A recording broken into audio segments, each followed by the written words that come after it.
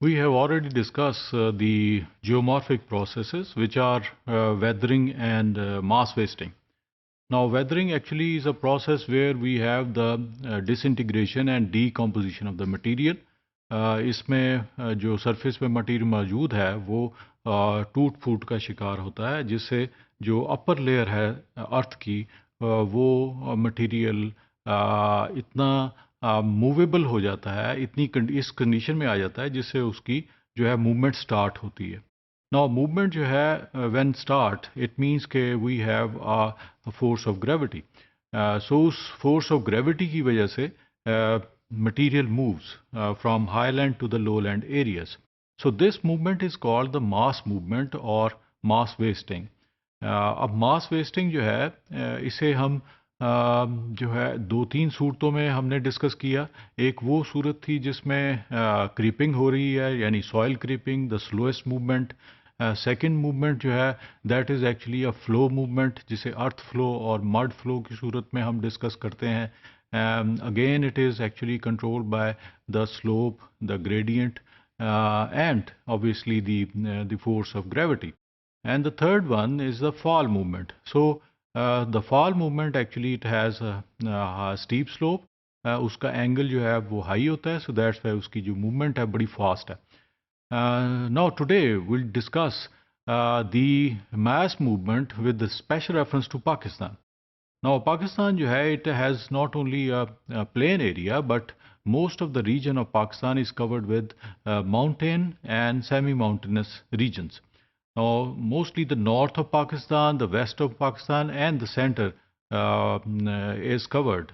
Those are actually the areas which are covered with the mountainous and semi-mountainous regions.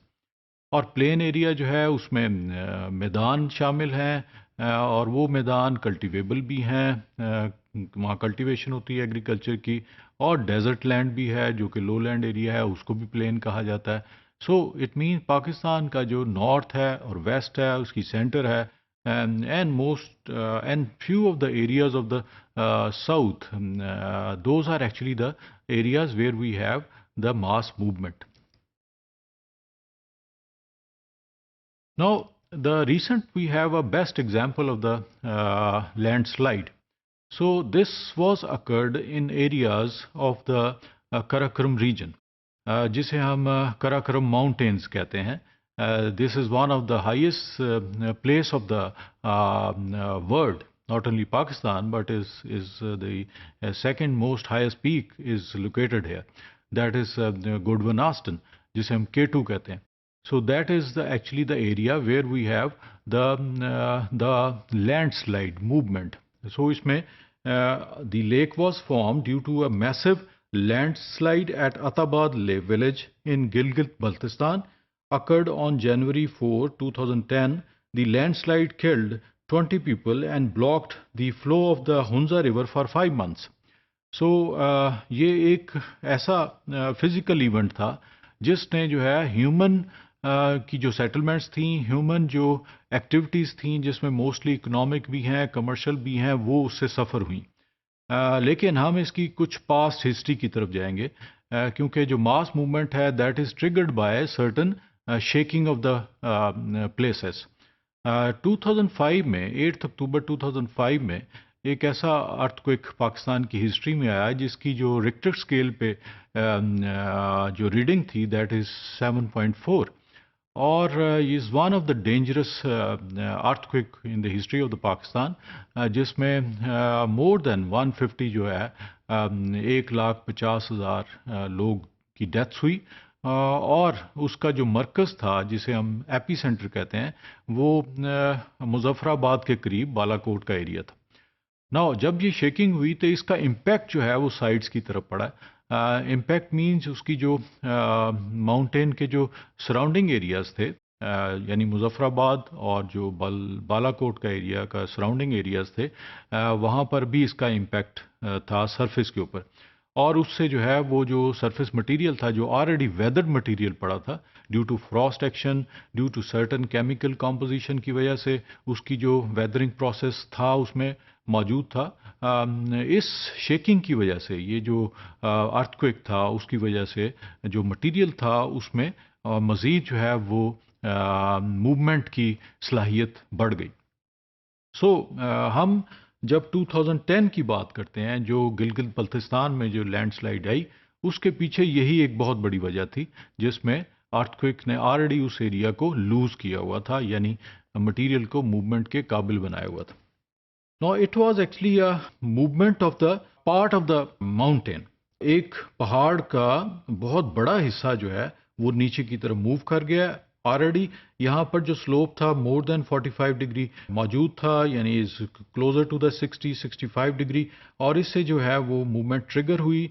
जो already loose material था frost action की वजह से, उससे जो है downward movement and the force of gravity जो है plays dominant role in the movement of the material.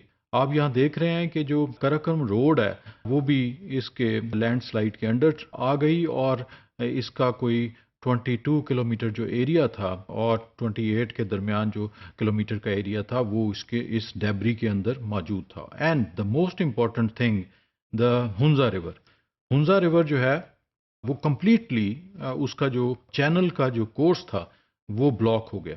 और आप ये देख रहे हैं कि इसमें जो मटेरियल है, इसमें not only the boulders but इसमें स्मॉल साइज पेबल्स भी हैं, इसमें material composed of sandstone, limestone, ये तमाम जो मटेरियल है इसमें मौजूद है। और इसने 5 माह तक रिवर हुंजा का रास्ता ब्लॉक किए रखा। And today we actually dealing with the lake which is called the Attabad lake. Now this Atabad lake is about 27 kilometer long and over 100 meter in depth and submerged about 27 kilometer of KK road, जिसे हम Karakoram road कहते हैं, या इसको हम शहराए रेशम भी कहा जाता है, जो पाकिस्तान को चीन के साथ मिलाती है। और ये बहुत बड़ा एक इकोनॉमिक कॉरिडोर है जो पाकिस्तान और चीन के दरमियान मौजूद है in the form of road. Or the resident also had shortage of food and other items due to the blockage of the KK highway. So इसमें बहुत से विलेज थे, जिसमें गुलमेट था, जिसमें जो है वो तमाम वो एरियाज जो कि हुंजा के टाउन के अंडर आते हैं, वो small villages which are actually placed at the course of the river, sides of the river में मौजूद थे, वो सबमर्ज्ड हो गए। और इसमें आप देख रहे हैं कि this was actually a landslide area, जिसमें whole of the part of the जो माउंटेन था वहाँ पर ये लैंडस्लाइड आई है, एंड उसने रिवर के कोर्स को बंद किया।